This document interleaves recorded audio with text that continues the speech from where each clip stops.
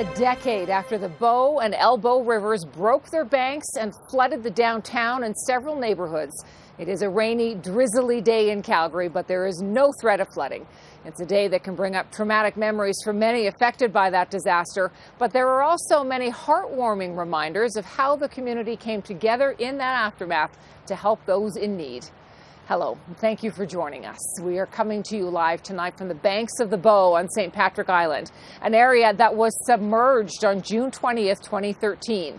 10 years ago, waters were rising fast, quickly overwhelming the ability of local authorities to cope, leading to about $5 billion in damage.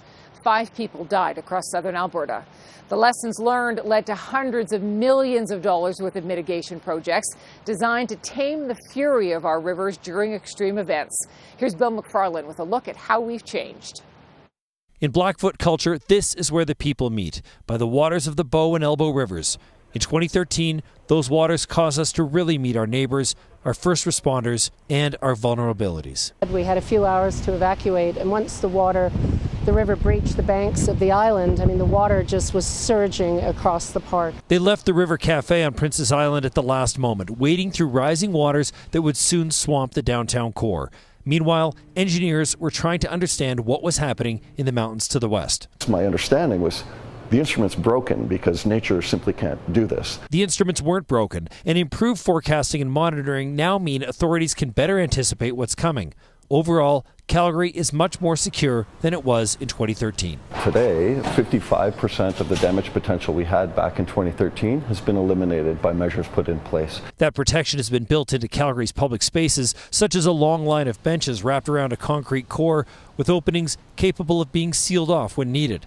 Security hasn't come cheap. Almost $1 billion has been committed through projects that are either underway or completed now. There are 7 barrier projects, including Heritage Drive, Inglewood, Sunnyside, Bonnybrook, and new gates for the Glenmore Dam. In some places, there is just no way to mitigate yourself out of risk. Where is it safe? Where is it prudent to build housing, and where is it not? Upstream, the $744 million Springbank Reservoir is well underway, a contentious project that expropriated thousands of hectares of private land to divert floodwater from the Elbow River. Calgary will reduce its flood damage exposure by 70% once the Springbank Reservoir and Sunnyside Barrier are both operational. But the Bow River remains a weakness. A large reservoir must be built on the Bow River, and I'm told that that's still another 10 years away, and that's unacceptable. That's just too long, and we should be able to finish that analysis and get that work done quickly. In hard-hit High River, whole neighborhoods were bought out and turned into parks,